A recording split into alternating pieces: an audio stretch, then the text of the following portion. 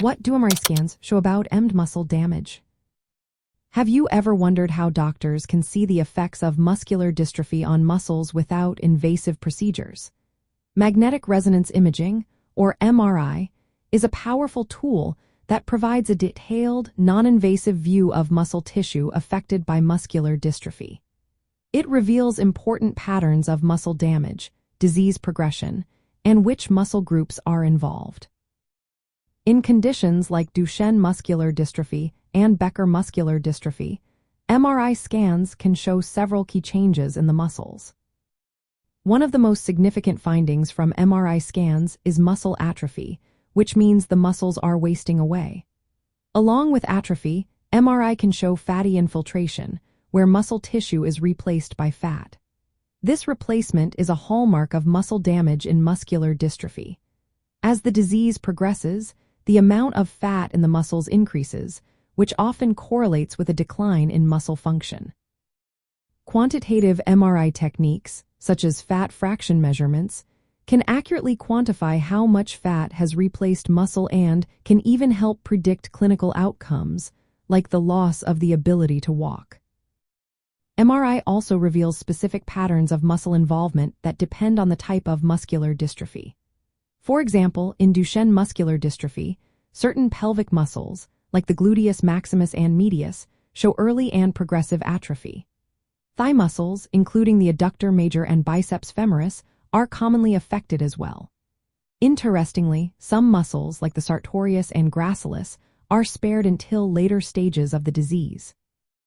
In the legs, muscles like the gastrocnemius and soleus are typically involved, while others, like the tibialis posterior, often remain unaffected.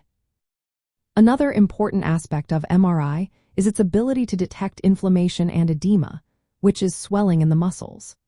Using T2-weighted imaging and magnetic resonance spectroscopy, MRI can identify these early signs of muscle pathology, even before fat infiltration and atrophy occur.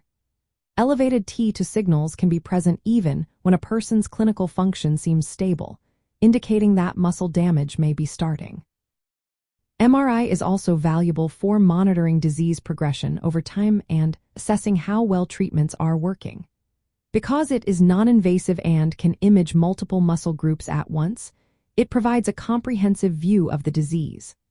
The findings from MRI correlate with clinical functional scales and muscle biopsy results, making it a safer and more thorough assessment of muscle health in muscular dystrophy. Finally, MRI can help differentiate between various types of muscular dystrophy.